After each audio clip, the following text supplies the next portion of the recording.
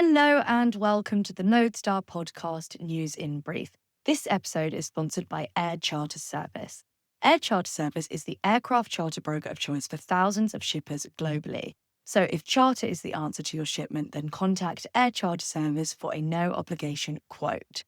Well, last week I was rushing around London attending various seminars and panels for International Shipping Week. On Wednesday was the main event, the headline conference at the International Maritime Organization. And this was really interesting, especially ahead of the MEPC meeting next month to decide if they're going to formally adopt the decarbonisation framework for 2050. I mean, even just being in the IMO building was very, very cool. But IMO Secretary General Arsenio Dominguez said that he is very confident that it will be adopted next month. One major hurdle currently is US President Donald Trump's opposition to the IMO's framework for decarbonisation, and also the threatened measures of retaliation against any countries that support it. Obviously, this along with the lack of suitable alternative fuels available. So it's going to be really interesting to see what happens in October. I think they need a 2/3 majority of the countries in attendance to get it formally adopted. I also attended a talk on ship fires. And they were warning that emerging products, such as new tech or chemicals, are going to be an ongoing reason for increased ship fires. And they were saying that the difficulty is that these emerging risks are only really being identified through the process of carrying the cargo and then having the incidents. So there are obviously calls for increased vigilance and awareness around this. Now, I think I've done enough talking. I'm going to take a breath. So I'm going to be bringing Gavin van Marle into the discussion. Gav, I just mentioned that we are getting close to the October deadline to decide about the IMO framework, but there is also another date in October, and this is the implementation date for the USTR fees on Chinese vessels calling at US ports. And we spoke a bit last episode about the surcharge aspect from carriers, but I now want to ask you about networks, because we had some reports on the Loadstar recently that carriers are beginning to redesign networks to avoid these fees, but that some carriers were yet to make changes. So what have we seen? Okay, so the port fees are due to come into force on the 14th of October. There's been some discussion over the last week. Some analysts have questioned whether it will be applied at all. I mean, my view is that it will, because it comes from a bipartisan bill introduced before Trump's victory and was passed by Congress. So I don't see how they can backtrack from that position. Given that, all eyes are on A, what Chinese-built ships are on US trades. And that is, by the way, US trades that are longer than 2,000 nautical miles, because under 2,000 nautical miles, there is a waiver. And I think that was largely to not price out services into the Caribbean, etc. And B, the Chinese operators who are set to be levied. So remember, the fees aren't just on Chinese-built ships, they're also on Chinese vessel operators. So obviously, chief amongst B is COSCO and its OOCL subsidiary. Previously, we reported that they could face about an extra $1.5 billion in extra costs. That was based on some calculations done by HSBC. Last week, analysts at Linalytica suggested it would be about $1 billion. Frankly, Charlotte, we don't really know how much COSCO, OO are going to be in hot for. We don't know how much operators of Chinese vessels are really going to be in hot for until, the fees start being assessed and then collected. However, final caveat for you, we did have this statement from COSCO that they issued late last week. Begin quotes. While the port service fees may pose certain operational challenges, COSCO Shipping Lines remains confident in our ability to ensure stable and reliable service to the United States. We are committed to maintaining stable capacity, deployment, and service quality. At the same time, we are actively enhancing our product portfolio to meet the evolving demands of the US market. We will maintain competitive rates and surcharges along with related policies that align with market conditions.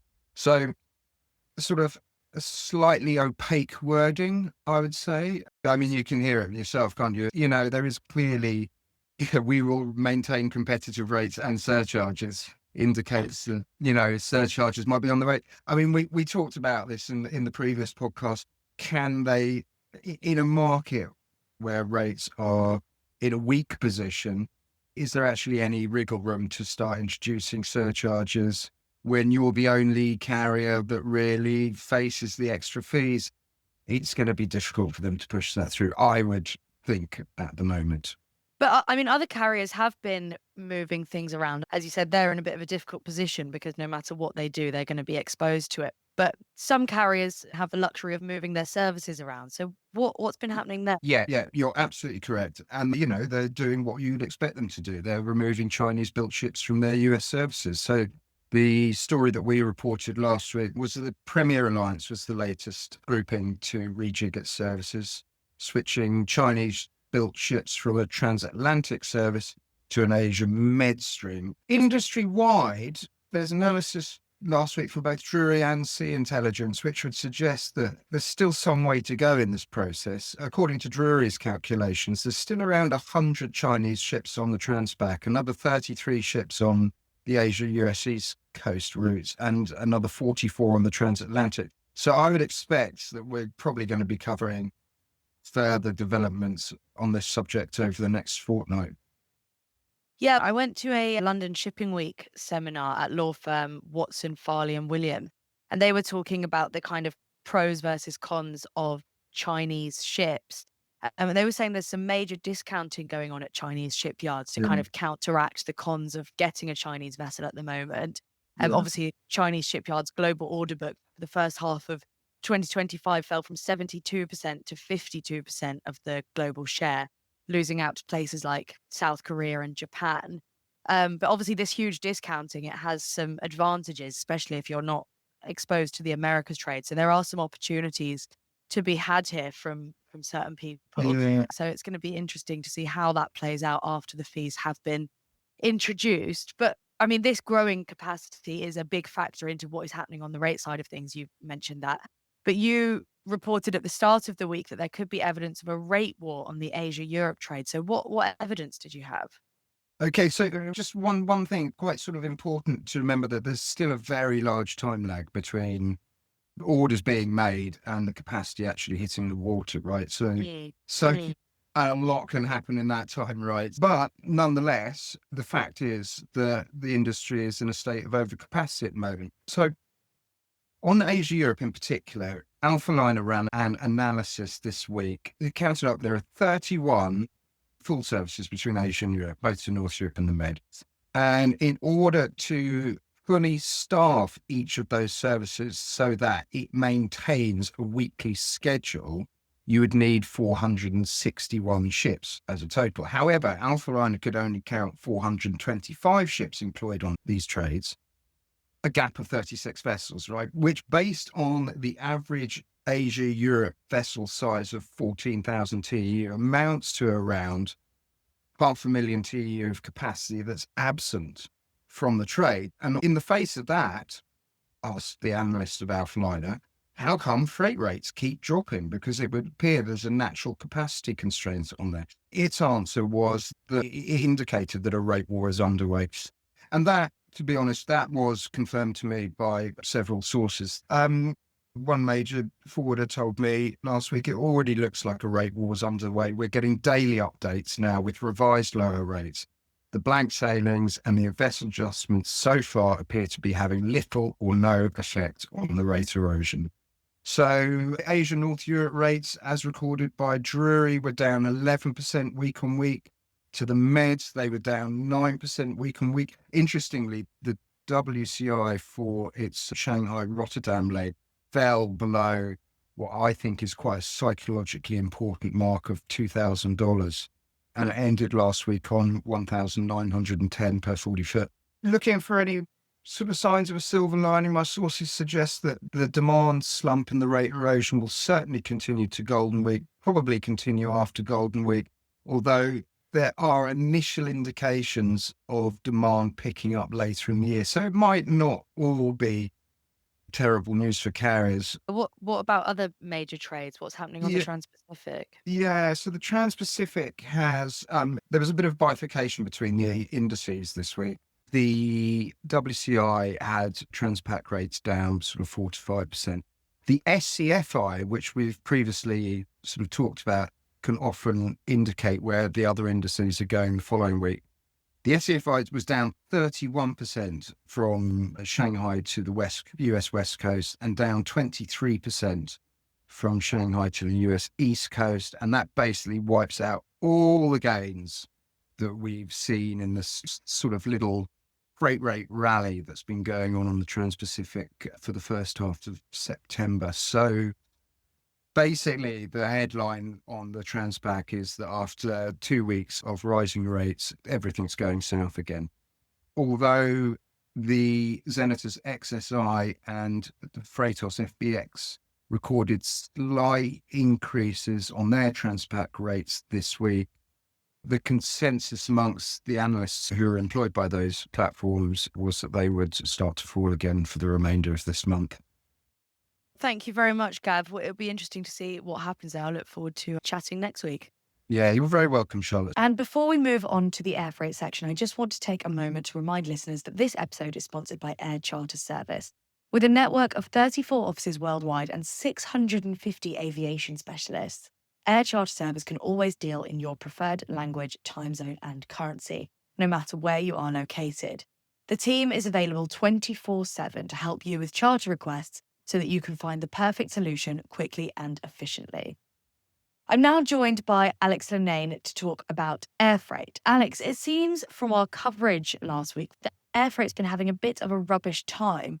We've been kind of monitoring for the past few weeks what is going to transpire around peak season for air cargo, what with all the external volatility. But you wrote that there might not even be a peak. Well, if you believe FedEx's management from its earnings call last week, it was quite bullish on the fact there may be a peak, but that doesn't seem to be a popular opinion. Transport Intelligence, in its Q3 air freight rate tracker, points instead to a dampened peak season with all the short-lived spikes now over. It does concede that there's a lot of fragmentation, so not all routes are faring equally. But the overriding sentiment seems to be that sort of despite pockets of tightness, a combination of high capacity and muted demand points to softness. TAC index appears to agree, noting that rates have edged lower. Capacity is outstripping demand, which doesn't herald well for carriers. And this week saw, for example, Kalita take on 2 777s, Silkway took on 1. There's more capacity coming in. So I had quite an interesting chat with a mid-sized forwarder about capacity. He said he was booking much less long-term capacity, keeping an eye on the spot market, and that he didn't want to put all his eggs in one basket. He said this year has been much harder to predict than most, as I think we all know. Yeah. In particular, we looked at the struggles faced by Indian air freight stakeholders. I mean, presumably this is to do with the huge 50% tariffs they've got when exporting to the US, right? Yeah, that's exactly it. So World ACD said that the India-US downturn was about 14% last week, with rates falling below the $4 per kilo mark for the first time in months. So we asked a selection of Indian forwarders for their take on it, and they agreed it is a very tough market. Most said they're in kind of wait and watch mode, with exporters, particularly in sectors like garments, having cancelled or deferred orders. So shipment sizes are being reduced significantly. But shippers, ever adaptable, are looking at the Middle East and Europe instead, while others are calling for more bilateral trade agreements. But yes, it's all a bit of a mess in India. And we had an exclusive too that one Indian forwarder in particular is struggling to stay afloat. I mean, what are the details? Is this related? No, I don't think it is related, to be honest. There have been quite a few start-up digital forwarders shutter their operations in India. This latest one, which was actually backed by Tiger Global and Nippon Express, is Wizz Freight. It appears it ran out of money after acquiring 2 businesses and employing 1,000 people. It had operations in the US, Southeast Asia, and the Middle East, but it ran out of funding. Investors stopped the cash flow, and its policy of capturing a lot of cheap volumes turned out to be unsustainable. And finally, Alex, you had an interesting story about Russian cargo airline Volga after the news that the Russian government had rejected the takeover plan. So what prompted this decision from them? Well, Volga founder Alexei Isaacin has found himself in legal trouble after a raid at the group's offices. At the same time, Volga was running out of cash, with very little business and 1,500 employees still on the books. He offered the group to the government, which was thought at the time to be a bit of a bid to stay out of prison. But the government, rather ironically, said it didn't want a sanctioned airline on its books. Anyway, a new buyer who was fired as CEO of Red Wings over maintenance trouble has sent Volga a proposal which will see it return Airbridge Cargo's Boeing aircraft to lessors and reinvigorate Volga's Russian operations. We will see what happens next. Nothing's certain at all. But I don't know. I feel that Isaacin should really be celebrated for all that he's achieved in air cargo. I mean, hundreds, maybe thousands of people have been trained by his airlines. And there's a whole slew of senior executives who've worked for Isaacin over the years. He hasn't always made the best decisions, but to have built numerous freighter airlines is, I think, quite an extraordinary thing. So I'm sorry to see this sad end for the group. Also, I want to ask you about Loadstar Premium. I mean, they've been reporting lots this week, but what have been the highlights over there? Yeah, just briefly, Premium, of course, had a great take on the FedEx earnings call, plus another exclusive on new management changes at Kuhn and Nagel in the UK. There was an analysis on the mega rail merger between Union Pacific and Norfolk Southern, plus a deep dive on DHL. I mean, that's just a shade of what was on Premium this week. So I advise you all to go and look at Premium. Thank you very much, Alex. Appreciate your time. Thanks, Charlotte.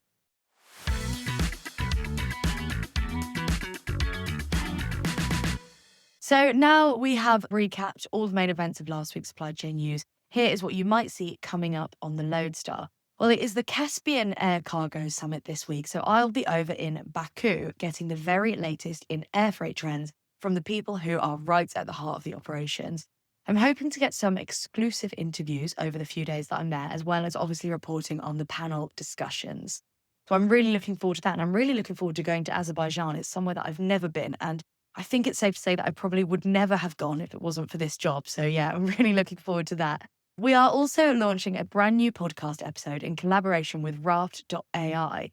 That is set to be released on Tuesday, and it goes into detail about the use case of AI in customs operations, which is a very hot topic right now and one that Raft and one of its customers were able to shed some real light on. So do tune into that episode if that interests you.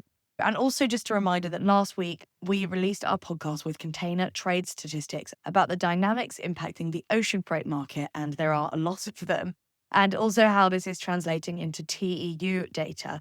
That is also a really interesting listen if you haven't already. Thank you so much for joining me, and I will see you next episode.